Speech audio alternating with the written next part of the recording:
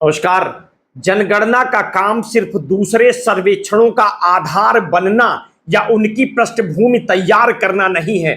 उसका काम है देश की आबादी का, उसके आर्थिक, सामाजिक, भौतिक जीवन की वास्तविकता को सामने लाना। मकान की गिनती और स्थिति से शुरू होकर अब ये परिवार और व्यक्ति को लेकर बीसियों सूचनाएं जुटाता है और फिर जमा करने के साथ वर्गीकृत करता है, विश्लेषित करता है। बजट से जुड़ा हलवा बांटने वाले और हलवा खाने के रूपक के सहारे बात को जातिगत जनगणना तक ले जाने वाले राहुल गांधी ने अपनी राजनीति चल दी। अब इसका कितने लोगों पर कैसा असर हो रहा है, इसका हिसाब अलग अलग हो सकता है, लेकिन भाजपा पर इसका प्रभाव काफी पड़ा है।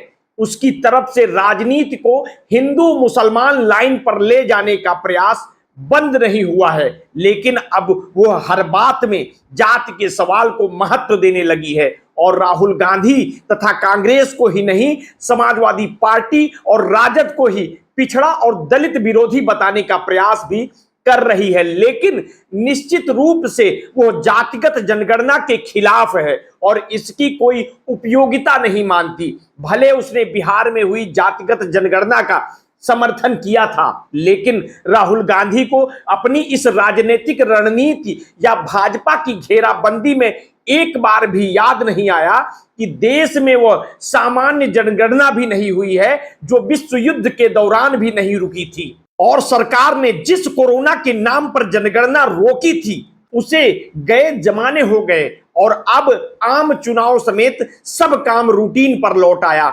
विपक्ष का नेता होने के चलते राहुल को यह पूछने की जरूरत थी, क्योंकि इस बजट में भी जनगणना के लिए धन का प्रावधान नहीं हुआ है।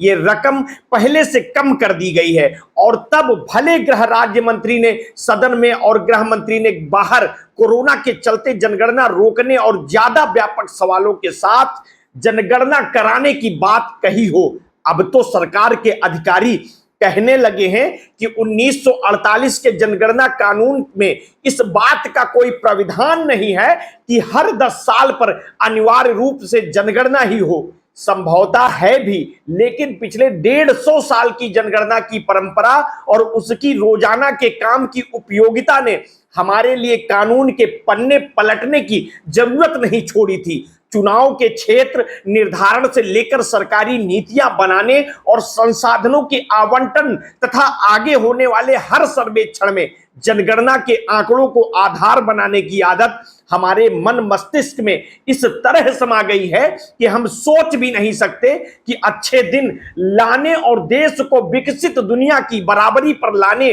और विश्व गुरु बनाने के दावे करने वाली सरकार जनगणना रोक देगी। इस सरकार का आंकड़ों से बैर अब छुपा नहीं है। उसने जाने कितने आंकड़े जुटाने का काम रोका है, कितने जुटे आंकड़ों को प्रकाशित नहीं होने दिया, कितने ही दूसरे अनुमानों को झुठलाया है।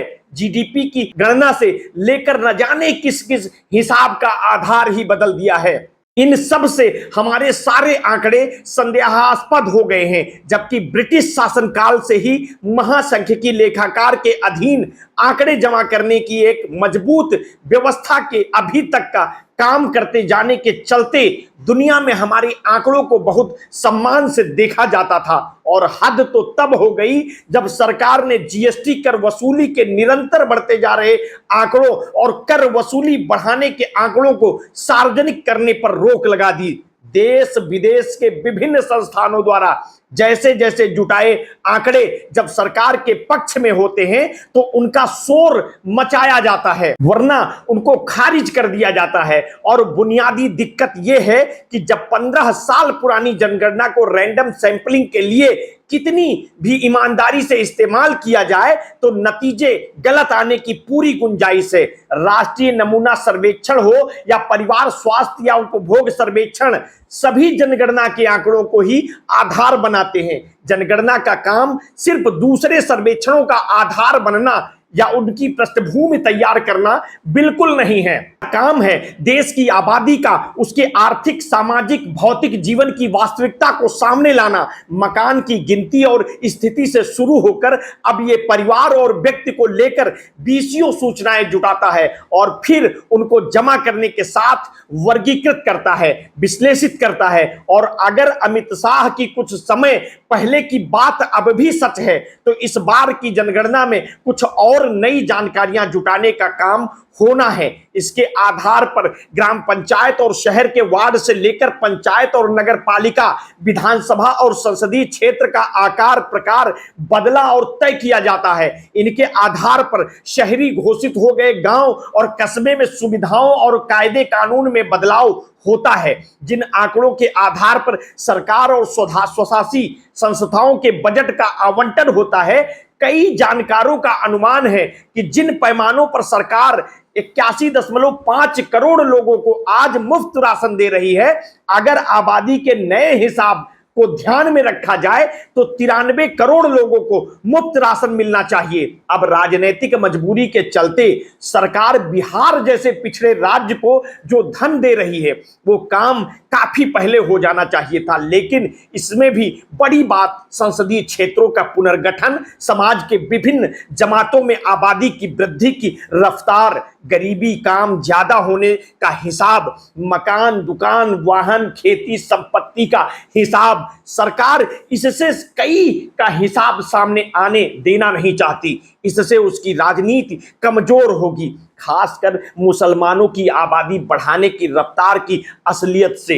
दक्षिण और उत्तर राज्यों के बीच संसदीय क्षेत्रों के पुनर्गठन और उनकी संख्या घटने बढ़ने के सवाल पर उलझ जाएगी। इस बार की जनगणना रोकना राष्ट्रीय नागरिकता रजिस्टर और सीए जैसे विवादास्पद प्रावधानों की उलझन के चलते हुआ है। दोनों कानूनी प्रावधानों की जो दुर्गति हुई है सब देख रहे हैं, कुछ दर्जन केस भी सामने नहीं आए हैं। नागरिकता के उलझे सवाल पर सरकारी नजरियों का दोष जाहिर हुआ है और राजनीतिक लाभ की जगह घाटा हो गया है। यह भी हुआ कि जैसे ही सरकार ने जनगणना के साथ जनसंख्यिकी रजिस्टर और नागरिकता रजिस्टर वाली बात उठाई, अनेकों राज्यों ने विरोध कर दिया। पश्चिम बंगाल की मुख्यमंत्री ममता बनर्जी ने तो एनआरसी वाली जानकारी भरने वाले जनगणनाकारों का घेराव और धरपकड़ का आह्वान तक कर दिया था। सरकार इससे भी डर गई। सरकार के डरने और जनगणना रोकने का तीसरा कारण जातिगत जनगणना की मांग हो सकती है। राहुल ने वो काम तो नेता विपक्ष बनकर कर दिया, लेकिन जनगणना की मांग को छोड़ दिया है। आगे की जो भी अपडेट होगी समय समय पर हम आपको देते रहेंगे। आपने अगर अभी तक हमारे इस चैनल को सब्सक्राइब नहीं किया है तो तत्काल कर लीजिए, बेल आइकन दबाना ना भूलिए। अपने स्वास्थ्य के प्रति सजग रहिए, सचेत रहिए, अपना ध्यान रखिए। बहुत बहुत धन्यवाद। साधुवाद।